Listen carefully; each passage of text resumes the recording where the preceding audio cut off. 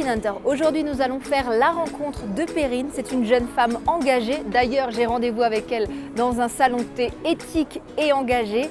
Elle va nous parler de la désobéissance civile. Elle va nous parler de l'urgence du climat, tout ce qui est d'actualité et qui l'était déjà avant. On tient le bon bout. Venez avec moi. Bonjour Perrine. Bonjour. Ça va? Ouais.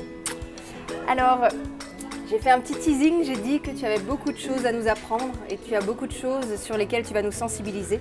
Dis-moi, toi, qu'est-ce qui t'anime dans la vie? Moi, ce qui m'anime aujourd'hui, c'est l'urgence climatique. Nous sommes dans une situation aujourd'hui où, tous les scientifiques le disent, nous devons agir pour faire changer les choses et arrêter de produire ces émissions de CO2 qui nous emmènent vers une situation très compliquée et chaotique. D'accord, donc c'est pour ça que tu es devenue membre d'une organisation qui s'appelle Action non violente COP21. Dans cette organisation, qu'est-ce que vous faites? En fait, l'objectif de ce mouvement, en fait, c'est de résister. Aujourd'hui, il y a beaucoup d'associations qui proposent des alternatives, qui mettent en place des alternatives, et ça, c'est super important.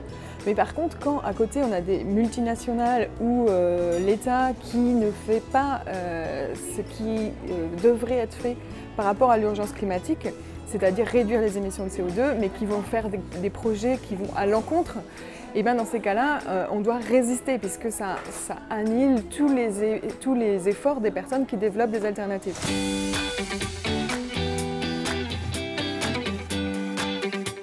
Alors Perrine, dis-moi, comment devient-on une militante pour l'environnement? Tout d'abord, moi je ne me considère pas du tout comme une militante. Je me considère comme une citoyenne engagée et je fais mon devoir de citoyenne. D'accord, très bien. Donc tu effectues ce qu'on appelle la désobéissance civile. C'est quoi?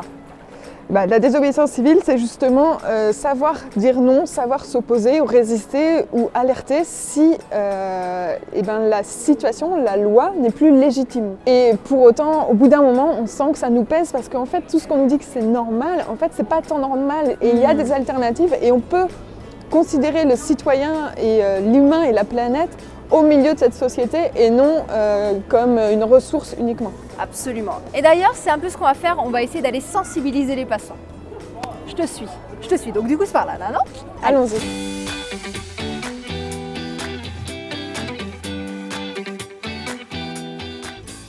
Alors Mickaël, toi aussi tu fais partie du mouvement ANV COP21, Action non violente COP21.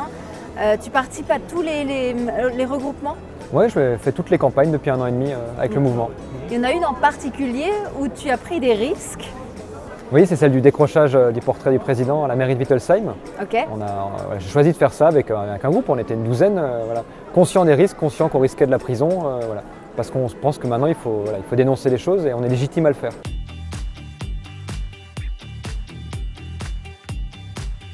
Ici en Alsace, on a le problème de tout ce qui est stockamine, tu es au courant? Donc en fait, c'est des choses que tu n'as jamais entendu parler. À part dans les Simpsons, ils en parlent brièvement, mais c'est tout. C'est-à-dire que là, si tu veux, il y a du poison en sous-sol, de l'arsenic, du plomb, tout ça, ça peut aller dans l'eau après qu'on va boire. C'est quand même un truc super urgent. Est-ce que tu penses qu'on devrait encore plus en parler? Ça pourrait être important, oui. C'est très très important même. Moi je vous conseille de passer par les réseaux sociaux, Facebook et tout. Est-ce que par exemple quand tu te brosses les dents, tu coupes l'eau pendant que tu frottes? Ça dépend.